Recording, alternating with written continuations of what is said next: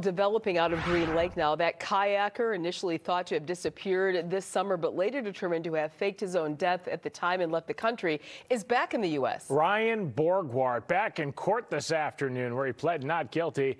Just a small part of this complex investigation. Here's what we know about Ryan Borgwardt. The 45-year-old man from Watertown reported missing on August 12th. The sheriff's office suspected that Borgwardt faked his own death, led to a new investigation. Investigators, they contacted a woman who spoke Russian, and through her, they contacted Borgwardt overseas. The sheriff says Borgwardt told investigators his plan, including picking Green Lake because it's the deepest lake in Wisconsin, besides Lake Michigan. Our Bill Miston explains the new developments today. Good evening, it's Ryan Borgwardt. Last month, the 45-year-old Watertown man sent this video to the Green Lake County Sheriff's investigators. State of Wisconsin versus Ryan Borgwardt. On Wednesday, he currently had left the country.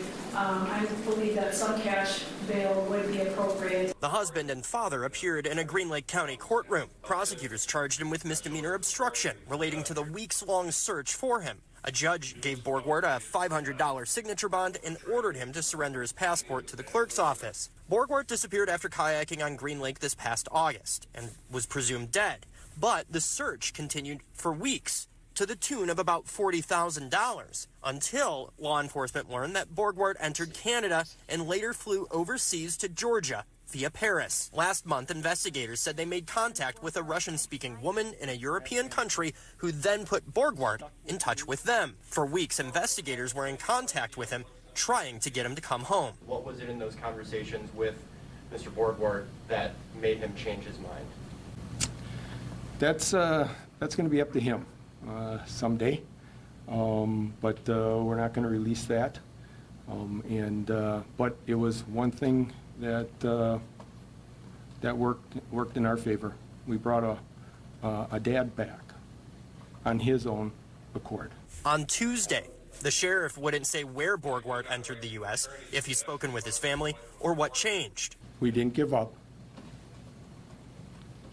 and we can stand here today feeling relieved. The sheriff got emotional at times and thanked the handful of law enforcement agencies, volunteer searchers, divers, and the community. Borgwardt is due back in court next month. The sheriff's office says no additional arrests are expected in the case. In Green Lake, Bill Miston, FOX 6 News.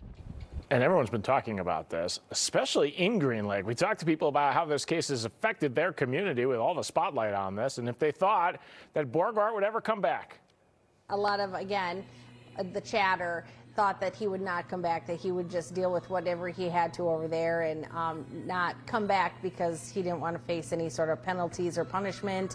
And I didn't think he would because he'd have to face his family, which I think is probably the most devastating part of this whole thing. It was a fascinating morning news conference, and we have streamed the whole thing on your Fox Local mobile app.